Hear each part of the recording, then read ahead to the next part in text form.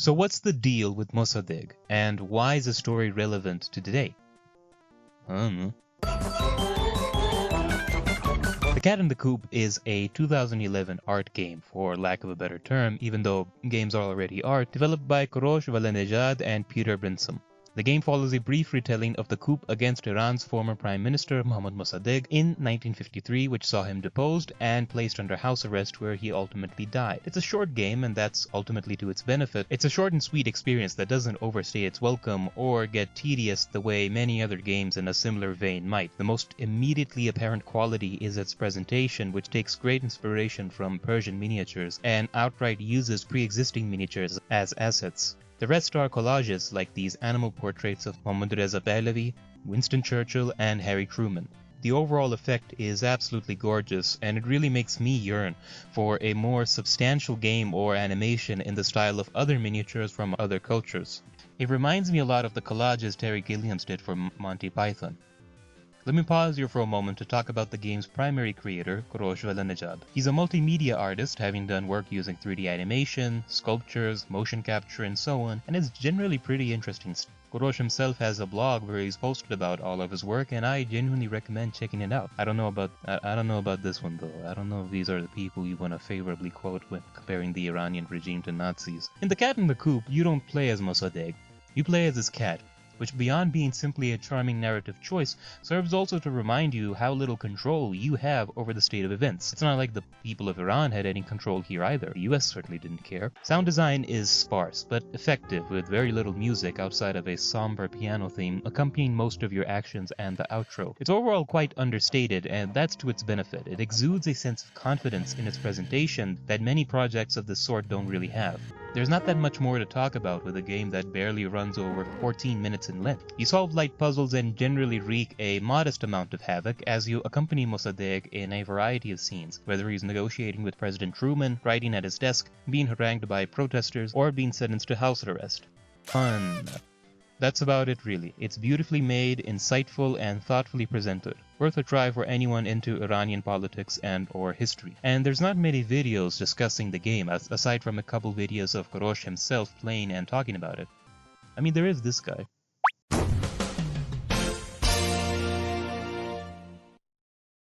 یه درود گرم خدمت همه شما جمعیانی عزیز و دوست داشتنی. Hell yeah, brother. Here it's pertinent to shift focus to the actual events that inspired this game. Mossadegh was elected in 1951 as the leader of the National Front, a moderate party containing secular liberal, socialist, and social democratic elements. This was under the Shah, Mohammad Reza Pahlavi, a West-backed ruler who rose to the throne after his own father, Reza Shah, was overthrown by the British for being a teeny bit too close to the Germans in 1941. With much popular support, Mossadegh was elected on a platform of a strong Iran. This meant preserving parliamentary democracy and a slew of economically nationalist policies, the most important of which was of course the nationalizing of oil. Prior to Mossadegh, oil in Iran was controlled by the Anglo-Iranian Oil Company, which had itself attained control over the resource essentially by twisting the arm of the late-era Qajar kings as they were in decline. It was because of this company that Iran saw very little returns on the export of its own resources. In 1947, for instance, Iran received only 17.38% of total oil revenues, and so naturally the broader public despised the AIOC and called for its nationalization many times. It's precisely this which made Mossadegh and his party so popular. Naturally, the CIA and the MI6 did not take kindly to this, and thus Operation Ajax was born. The Brits even had the audacity to think that this move somehow made Iran more susceptible to Russian influence, even though Mossadegh was staunchly against any Soviet interference in northern Iran. The real problem, of course, was that the Brits couldn't gorge themselves off of Iran's oil like bloated ticks any longer. Fun fact, after nationalization, the AIOC morphed into BP, British Petroleum, a component of the very same BP that's now partially responsible for our planet burning. Yay! Mossadegh was overthrown and placed under house arrest, where he, of course, died. Following this, Mohammad Reza Pahlavi became an absolute monarch and gradually suppressed freedom of speech and any other political parties, until of course he himself was overthrown in 1979, with Ayatollah Khomeini coming to power and establishing a theocratic government based on his particular interpretation and implementation of Sharia. And so here we come to a much more prescient point, that is, the current state of Iran. Two truths can exist simultaneously.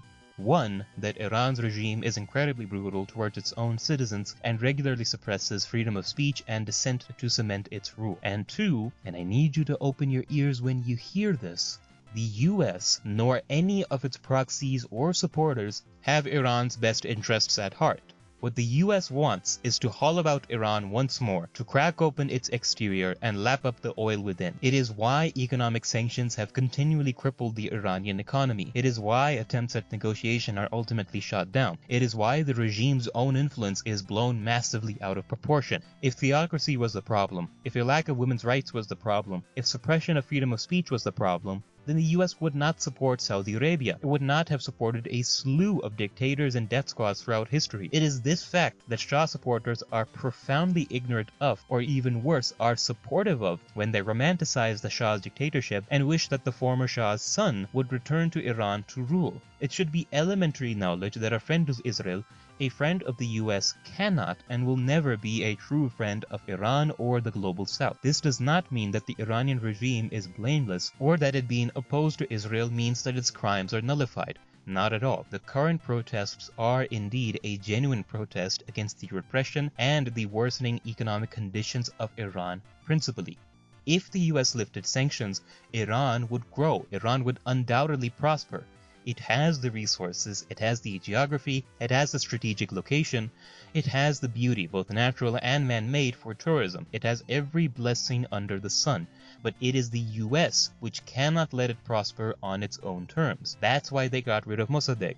Had he continued to rule, we would have seen a modern Iran with far more respect for freedom of speech than what we got under the Shah and the Ayatollahs. But because he stamped on Western economic interests, he was not to be tolerated. That was his problem. He was broadly a secular politician. He respected freedom of speech. He was himself democratically elected. He supported the parliamentary system. He supported representative democracy. He was a moderate in his politics, neither all too leftist, neither all too conservative. By every other metric, he should in theory be a darling of the West. But he wasn't. He was demonized and overthrown against the will of the Iranian people. Right now, Iran, specifically the Iranian people, are caught between a rock and a hard place.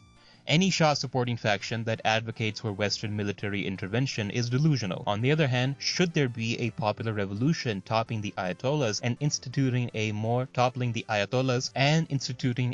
people-oriented democracy, then if it dares to preserve even a crumb of its own sovereignty, the US will act swiftly to crush it and bend it to its will. The options are as such. The Ayatollah regime continues to rule while being hampered by sanctions, leading to further economic immiseration and further crackdowns on dissent.